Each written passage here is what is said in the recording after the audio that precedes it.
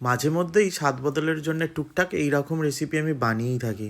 তো এটা হলো আমার প্রিয় একটা কাবাবের রেসিপি, যেটা আমি আপনাদের সাথে শেয়ার করছি। এখানে বোনলেস চিকেন নিয়ে নিয়েছি, তার সাথে নিয়ে নিচ্ছি আমি টক দই, নুন, অল্প একটু লঙ্কার গুঁড়ো, অল্প একটু হলুদ গুঁড়ো। আমি এখানে 500 গ্রাম চিকেন নিয়েছি, আর তার সাথে নিয়ে নিলাম 100 গ্রাম টক দই।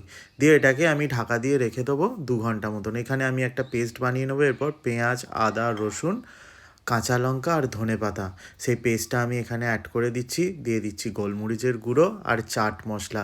দিয়ে আবারও পুরো জিনিসটাকে ভালো করে ম্যারিনেট করে নিয়ে আবারও আমি এটাকে 1 ঘন্টার জন্য রেখে দেবো।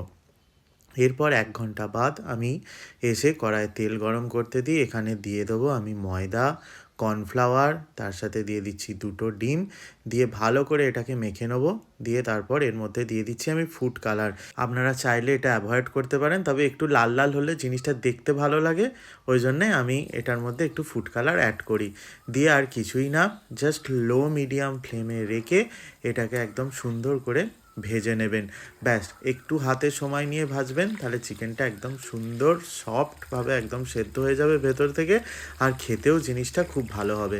তো কেমন লাগলো আজকের রেসিপি অবশ্যই কমেন্ট করে জানাবেন।